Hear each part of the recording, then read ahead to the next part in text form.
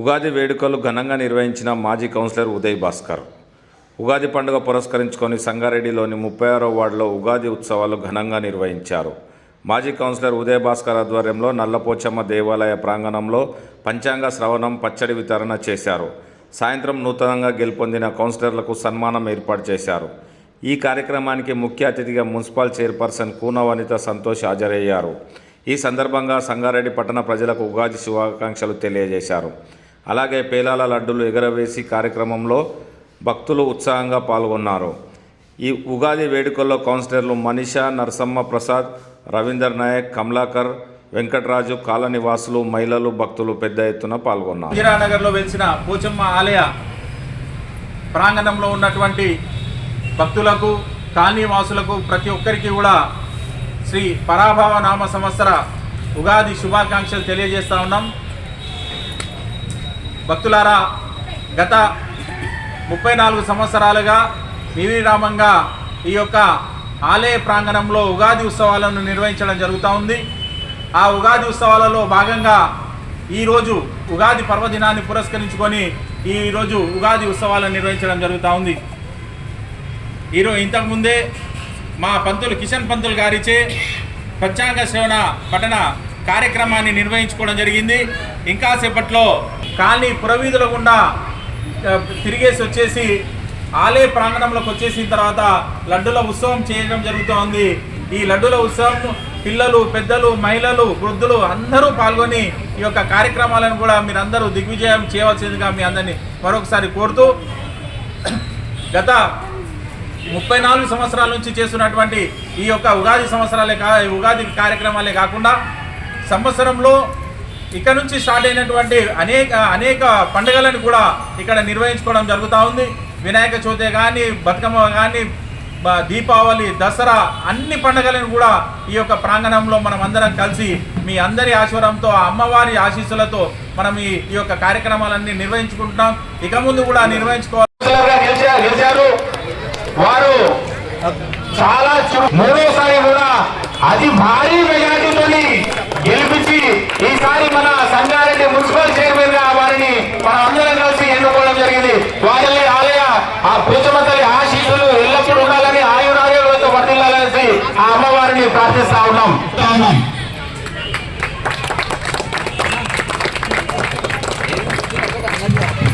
కోరుతా ఉన్నాం.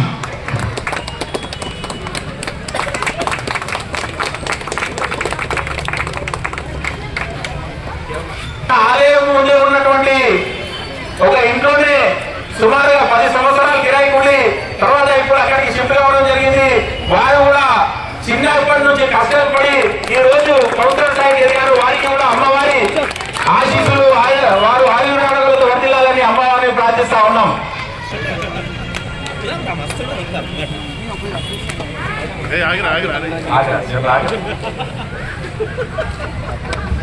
పిల్లలందరూ అందరినీ కలుపుకొని పండుగలు నిర్వహిస్తున్నారు.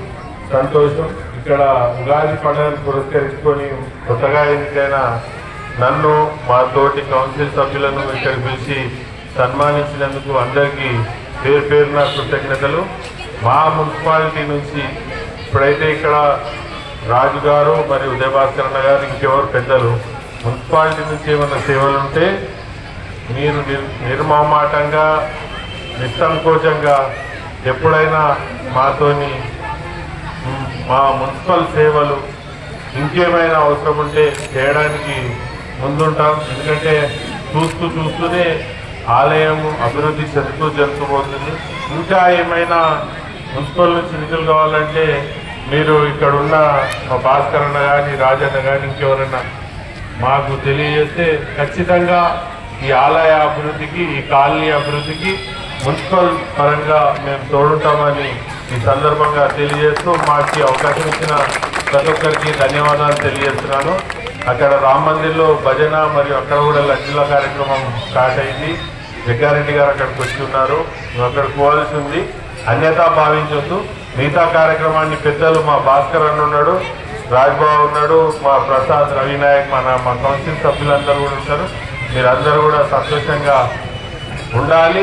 ఇంకా దినదిన అభివృద్ధి చెందాలి. అందరికీ పరాభవనామ సంవత్సర ఉగాది పండుగ శుభాకాంక్షలు తెలియజేస్తున్నాం. ఆ మహిళలకు పెద్దలంటూ పట్టుకున్న మహిళలకు గిఫ్ట్ ఇవ్వడానికి ముందుకు వచ్చినట్టు మన చంద్రమోహన్ గారికి వారు కూడా మన ఆలయ సభ్యులు వారికి అమ్మవారి ఆశీస్సులు ఎల్లప్పుడూ ఉండాలనేసి ప్రార్థిస్తా ఉన్నాను. ఒక్కసారి అమ్మవారి 5 లడ్డులు అమ్మవారి ప్రాంగణంలో చేయండి.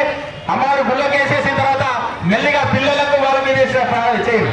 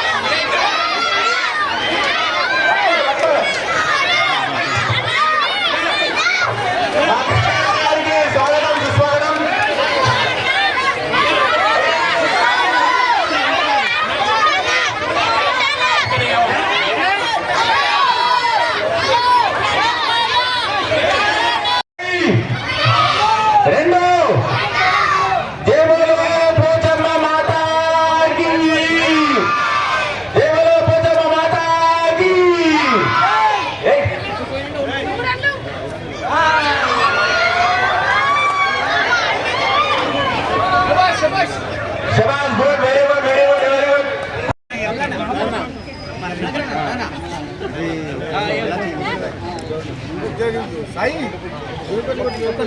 good.